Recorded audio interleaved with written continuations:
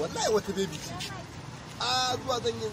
tsaya a cikin wata motar dan kare yawa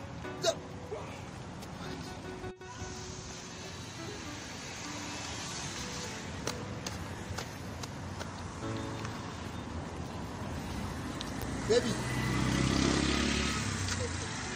ai magana da ke ai dalilin su ne faki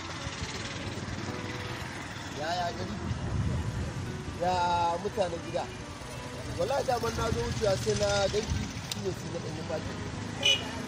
ai alamu suna nuna cewa Allah da za ki samu arziki ni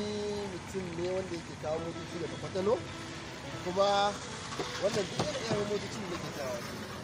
a Allah da wannan motar ma abin da yasa ba zan miki ita ba saboda ba ta da tuti amma in Allah zan kawo miki da tuti wanda ya ci gaba da rayuwa ai da kawo manya wannan ma kanana ne ta kai babban jeep D3 haka manya dai haka wannan ita ta wuce sa daga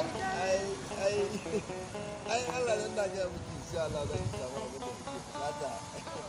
tunda kin gane ba zama masu su nake yi ba yawanci na kawo motocin na auno su ina da yara wanda suke kula da su muna da park muna da can obasanjo road akwai motoci na nan murtala masu road akwai motoci na nan g25 road akwai motoci na nan hadimi park akwai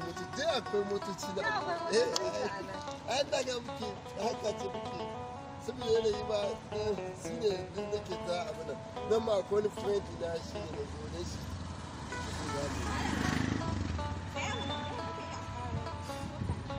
a gida ne so irin kada ki damu fa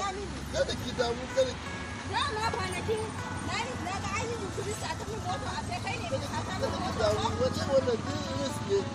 shi in kana live za ka ga abuwa iri hello area commander wallahi wani ne ya zo ya tsaya a gaban moto ko kwanaki sai da aka yi turista ta mun moto in ko na zo na samu wani a cikin moto ina zuwa zan kira ka daman kai da ka kama magana da ya kawo ka cikin mota yawa Allah ya hau ni magana da sojoji ba sun tuni ba yake ba wani hatsari ake ba yana yake sai kira area a shi kai da mai ne kwanaki kai turista ta mun ba moto sa ta ne ba kawai da tsaya ne kare yawa ta dan Allah da na mutu sai ba ta magana area kuma da sai shi ne kuma kake neman yaudarin wata a cikin mota ya ta ko da Allah ya hau na area kuma da ba ni ba da za ka da sojoji da abin da muke da Allah da yanzu ka san abin da za a yi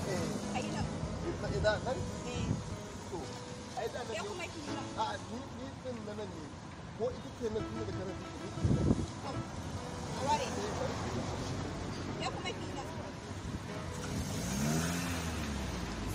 haka kawai sai ku zo ku tsaya ma mutum a cikin moto